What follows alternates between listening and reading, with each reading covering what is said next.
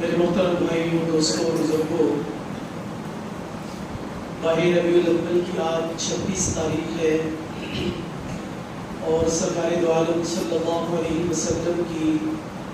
مبارک سیرت کے عنوانات پر خطبات کا جو سلسلہ تھا، یوں تو کوئی بھی بات حضور علیہ السلام کے مبارک تذکرے کے بغیر مکمل نہیں ہوتی، لیکن خاص طور پر آپ صلی اللہ علیہ وسلم کی سیرت مبارکہ کا تذکرہ کرنا، سننا، یہ نیک اعمال میں سے، افضلیت کے اعمال میں سے ہے۔ آج کا یہ خطبہ جمعہ اس حوالے سے تو آخری خطبہ تھا کہ جو سیرت کا سلسلہ شروع کیا تھا، اور اس میں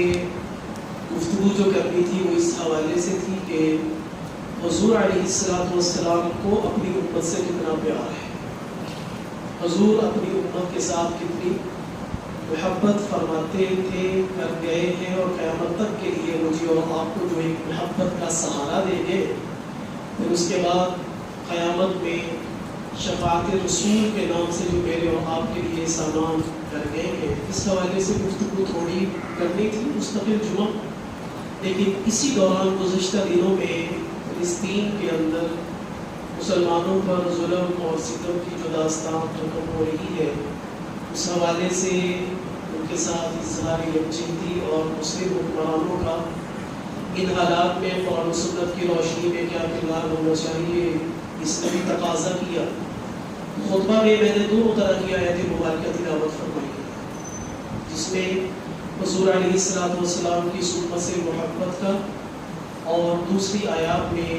یہود اور نصارہ کا مسلمان اور ایمان کے ساتھ جو دشمنی کا تعلق ہے، جو اللہ تبارک و تعالیٰ نے بیان فرمایا اور کیا ہے۔ تو آج کے اس خطبہ جمعہ میں فقط کو تقسیم کریں گے۔ پہلے سرکار دو عالم صلی اللہ علیہ وسلم کی اس امت سے جو محبت ہے، اس حوالے سے جب گزارشات درس کروں گا، پھر اس کے بعد فلسطین کے مسلمانوں کے ساتھ جو معاملات ہیں، اس میں میری اور آپ کی اور اسلامی حکمرانوں کی کیا ذمہ داری ہے، اس حوالے سے جب گزارشات درس کروں گا۔ دعا ہے کہ اللہ جل شانہ قرآن و سنت کے مطابق اس طریقے سے گفتگو کرنے، توجہ سے سننے اور سب کو عمل کرنے کی توفیق عطا فرمائے۔ اللہ تعالیٰ نے انسان کو کسی دوسرے انسان سے محبت کرنے کا جذبہ عطا فرمایا ہے۔ اس محبت کے جذبات کی سب سے بڑی دلیلیں والدین کا اپنی اولاد سے، اولاد کا اپنے والدین سے، استاد کا شاگرد سے اور شاگرد کا استاد سے، مرید کا پیر سے اور پیر کا مرید سے، امام کا مقتدی سے، مقتدی کا اپنے امام سے، اور ہر نبی کا اپنے نبی سے محبت کا تعلق اور سلسلہ اس بات کی سب سے بڑی دلیل ہے۔ لیکن حضور علیہ السلام کی مبارک ذات کو اللہ نے یہ شرف، یہ عظمت، یہ کمال عطا فرمایا کہ انسانوں سے نہیں، استادوں سے نہیں، پیروں سے نہیں، امام سے نہیں، بلکہ انبیاء علیہ السلام کو جو اپنی امتوں کے ساتھ محبت تھی، اللہ تبارک و تعالیٰ نے اپنے حبیب کو ان تمام انبیاء سے بڑھ کر اپنی محبت کا درد، اس کا غم اور اس کی محبت عطا فرمائی ہے۔ قرآن کریم میں اللہ تعالیٰ نے سورہ توبہ کی آخری آیات میں فرمایا لقد جاءکم رسول من انفسکم عزیز علیہ ما عنتم۔ بڑی شارپ، بڑی مشکل گزرتی ہے حضور علیہ السلام کی ذات پر وہ بات جو تمہیں کسی مشقت میں، کسی پریشانی میں مبتلا کرتی ہے۔ اسی بات کی مختصر سی تشریح صحیح مسلم، جامع ترمذی اور صحیح ابن ماجہ کی چند روایات سے عرض کر کے پھر دوسرے موضوع کی طرف حضور علیہ السلام نے صحیح مسلم کی یہ روایت ہے، عبداللہ بن عمر بن عاص رضی اللہ تعالیٰ عنہ کے راوی ہے، حضور علیہ السلام نے ابراہیم علیہ السلام کی اس قول کا ذکر فرمایا ربی انہن اضللن کثیرا من الناس فمن تبعنی فانہ منی ومن عصانی فانک غفور رحیم۔ آپ نے فرمایا کہ اللہ ابراہیم نے تیرے سامنے یہ عرض کی کہ اللہ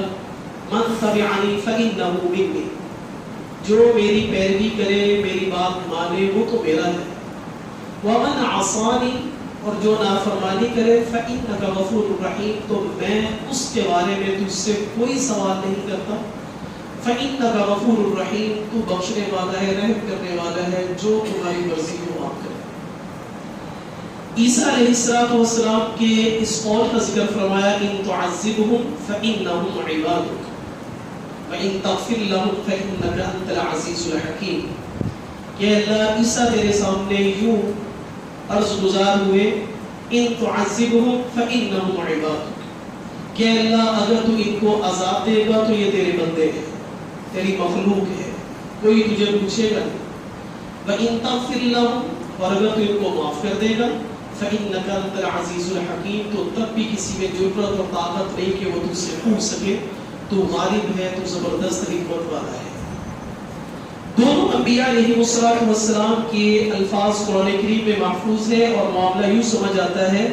کہ امتوں کے نافرمانوں کا معاملہ اللہ کے سپرد ہے، کسی نبی کو اس امتیوں کی نافرمانی کے اندر کوئی دخل نہیں.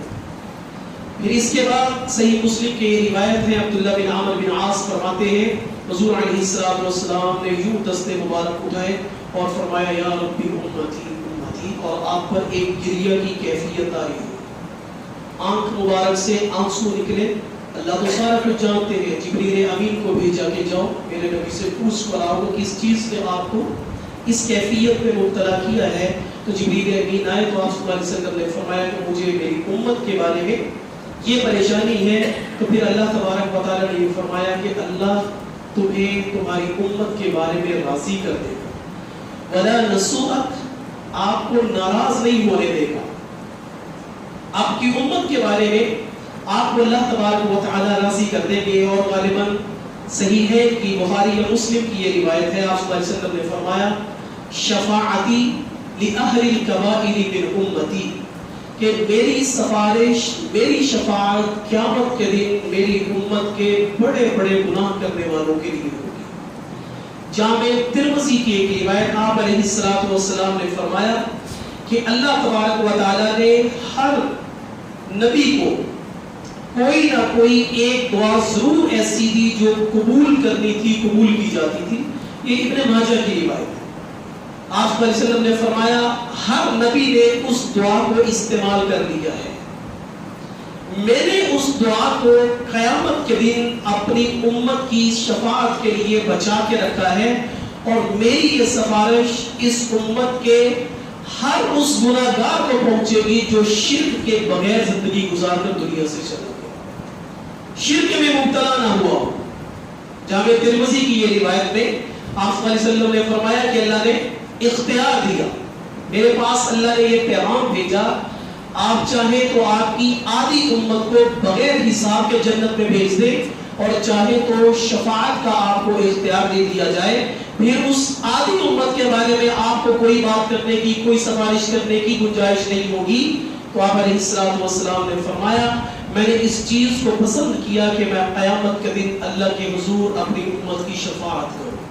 اس آدھی امت کو جو بغیر حساب کے جنت میں چلی جائے، جو پیچھے بچ جائیں گے ان کا کیا بنے گا. تو ان ساری روایات میں صحیح صحیح ستہ کی یہ روایات ہیں، ان سے یہ معلوم ہوتا ہے کہ میرے اور آپ کا معاملہ دیگر امتوں اور نبیوں کے معاملے سے مختلف ہے. اس گمنڈ میں آ کر گناہ نہ کیے جائیں کہ حضور علیہ السلام کو اللہ مقام شفاعت عطا فرمائیں گے،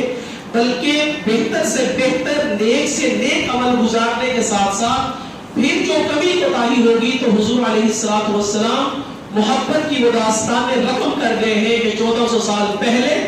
مصلی رسول جن آنسوں سے تر تھا وہ مبارک امت، یہ اس امت اور قیامت تک کے آنے والے لوگ تھے. میرے نبی کا سینہ جس طرح ہڈیاں ابلتی ہے، اس طرح جو غم سے ابلتا تھا، جو رونے کی آواز، جو کیفیت آتی تھی، وہ اس امت کے لیے تھی. یہ امت کوئی معمولی امت نہیں ہے.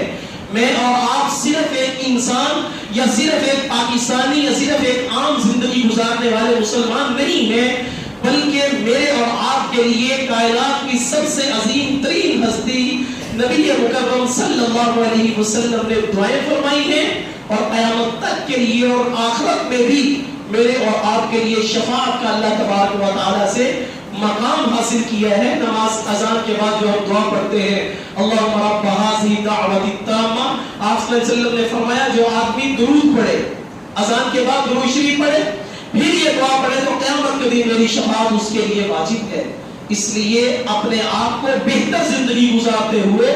نیک اعمال کے ساتھ زندگی گزارتے ہوئے اس بات سے کبھی مایوس نہیں ہونا چاہیے کہ میں ان اعمال کے ساتھ بخشش تک نہیں پہنچوں گا، بلکہ سرکار دو عالم صلی اللہ علیہ وسلم میرے اور آپ کے لیے اللہ کے حضور دعائیں کر گئے ہیں جن کے اثرات قیامت تک کے لیے اللہ نے باقی رکھے. اللہ تبارک و تعالی مجھے اور آپ کو اطاعت رسول، محبت رسول اور آخرت میں شفاعت رسول سے بہتر